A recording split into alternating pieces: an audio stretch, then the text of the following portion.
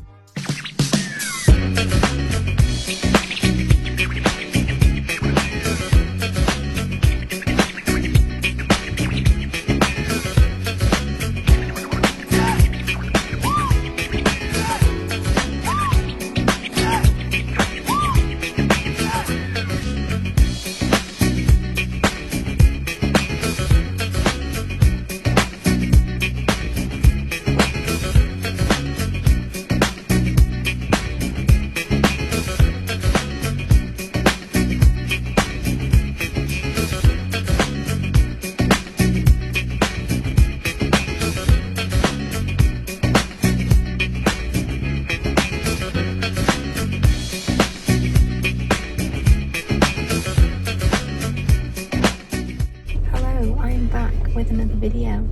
It's been a bit of a while, but here I am. Lots to update you on.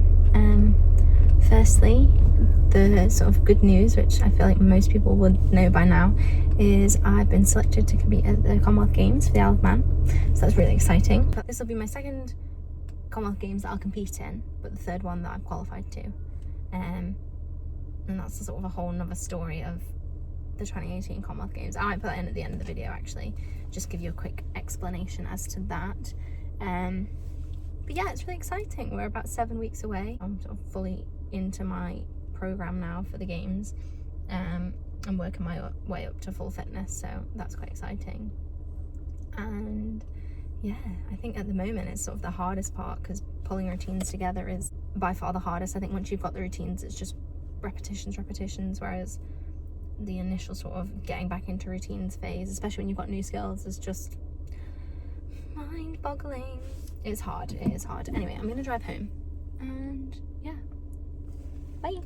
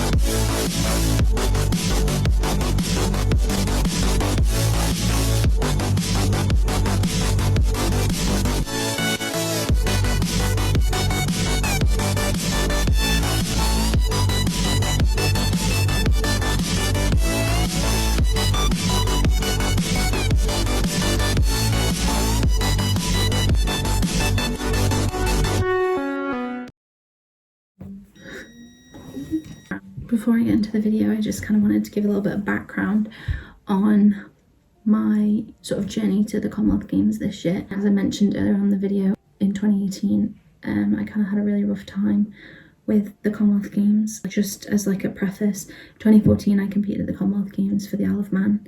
2015 I competed at the Europeans and World Championships for Ireland. And in 2018 I wanted to compete for the Isle of Man again at the Commonwealth Games. But essentially in gymnastics you have a licence, which is like a gymnastics passport almost, that grants you eligibility to compete for a nation at an international event. So for 2014 I had my Great Britain licence, but essentially a Manx licence that allowed me to compete for the Isle of Man that year. I then transferred in 2015 because both my parents are Irish, and essentially my whole family is Irish. It's just me and my sisters were born here in the Isle of Man. So I competed for Ireland in 2015 through to 2017, and that was at obviously some major international events, and I would not change that for the world. It was just, it gave me the opportunity to compete with the world's greatest, and I wouldn't change that for the world. Fast forward to 2017, 2018, I obviously wanted to compete for the Isle of Man again, and in order to do so I needed to have a Manx licence, but I didn't have that at the time because I'd competed for Ireland. And obviously because of that, people, not so much people, but there was concerns raised over my eligibility and the fact that I wasn't Manx, and therefore I wouldn't be allowed to compete for the Isle of Man at those Commonwealth Games. So I'd gained, I actually can't remember how many now, I think it was about 11 consideration scores. It was definitely well over the 2 that were needed to qualify. And so, like I said, concern raised over my eligibility from a number of people. And so when they'd named the team, unfortunately my name was left off that team and I wasn't able to attend those games. And at the time that was obviously really, really disheartening. It was upsetting, and it was just kind of very exhausting because, you know, I'd worked for years for this event. I knew since the 2014 games that I wanted to go to another Commonwealth Games, and this time it was in Australia and I'd never been to that side of the world, so that was even more of an incentive to kind of qualify and get myself to those games. But yeah, unfortunately I wasn't able to go, and I kind of had to sit at home and watch from afar the whole of the Isle of Man team at those games. To be honest, I actually didn't watch an awful lot of it, mainly because obviously with it being the other side of the world, it wasn't as televised over here, and also I kind of didn't really want to see too much of it because it hurt me that I wasn't there, so I didn't watch that much of it, to be honest. Anyway, fast forward to lockdown of 2020, I'm enjoying gym again. I love it. I kind of had in my mind, I was like, I don't want to finish my gym career on that negative note. And essentially I had done gym since, but it just wasn't to that sort of international level. So I thought I really would like to go for the 2022 games.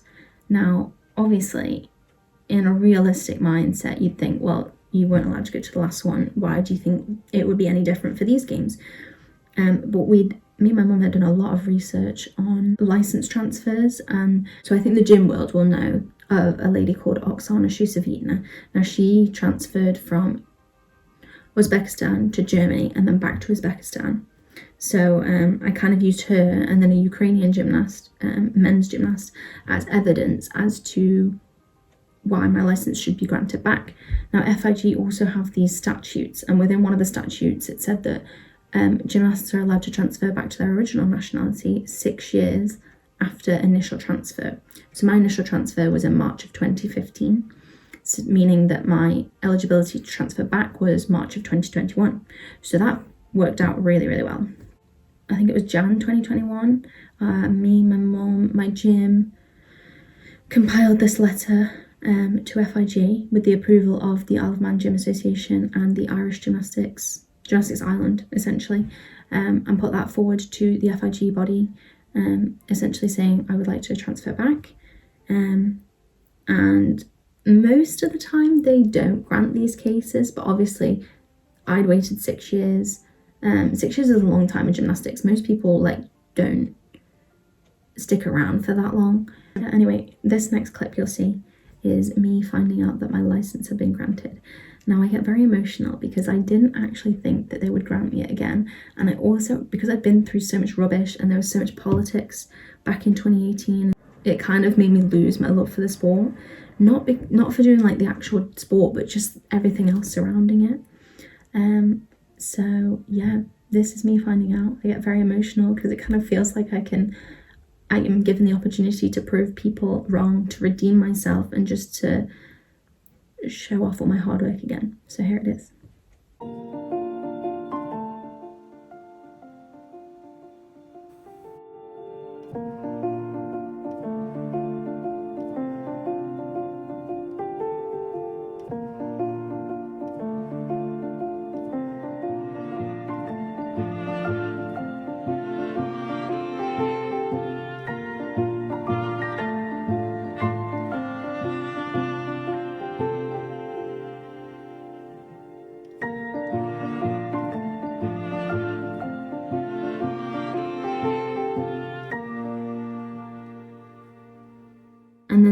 next video is me, it's actually fast forward to January of 2022 this year.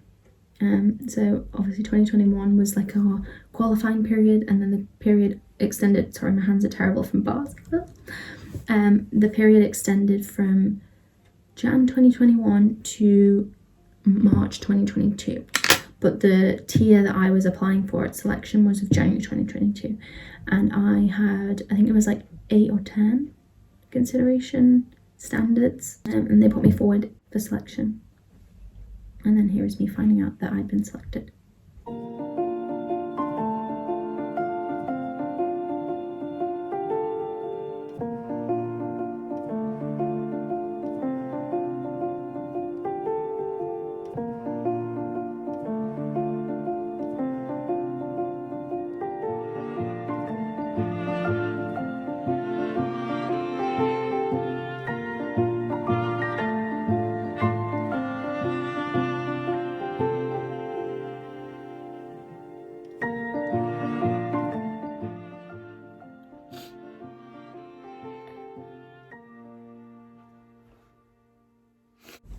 Okay, so that was very emotional.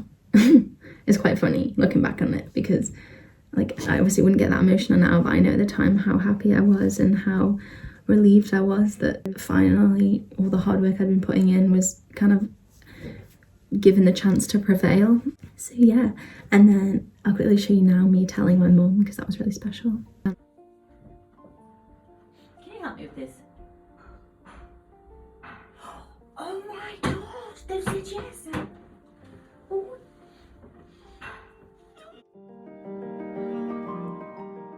And in this final video I'll put in, I filmed some of my other family members and stuff, but I'm not sure that they'd want to be in the video. I didn't really put other people in my videos because I know a lot of people don't like to be filmed. So yeah, this next video is me when the selection of the team had been published. And yeah, I think at that point it kind of felt really real, because it was like everybody knew at this time. So when I first found out I had to keep it quiet from everybody. But yeah, that's when it got published to the general public, and it kind of at that point felt very sort of real and very rewarding and exciting. And I actually looked terrible in this video because it was during exam season and I was so stressed over my exams and also stressed about the selection and stuff. So yeah, wild times. And I feel like this video isn't really going to do it justice as to the journey I've been on. I think sometimes the hardest journeys, what they are, the ones that you can't control. If it's within your control, then I think if the outcome is negative, it's kind of your fault. But when it's the ones that you can't control, finally things are coming together, I think it just makes it that extra special. And it's like, yeah, you know, I've done this now and here I am. So yeah, anyway, here we go. I've got an exam tomorrow. It's just been publicly announced that I'm going to the Commonwealth Games, so it just feels a bit more real.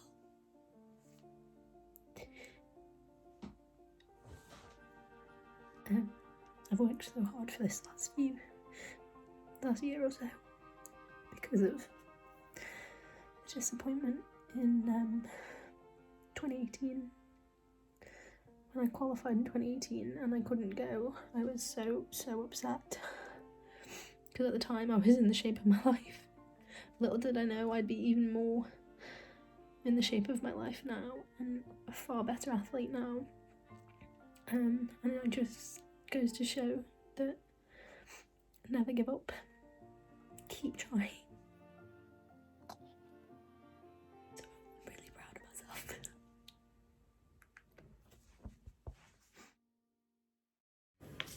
Hey, thank you for watching. I'm hopefully going to be a bit better now at uploading videos. Like I said, I'm not doing anything at the moment. I'm solely just training. I've finished my exams now for university, and I'm just training, preparing for these Commonwealth Games. So yeah, I'm going to try upload a lot more videos. I've got a few exciting things to put in over the next few weeks. And yeah, hopefully you can stay tuned. This was a bit of a serious video. My next few ones will probably be a little bit more fun, but this is like obviously quite a serious topic and an emotional topic. Anyway, I hope you enjoyed it, and I will see you in the next video.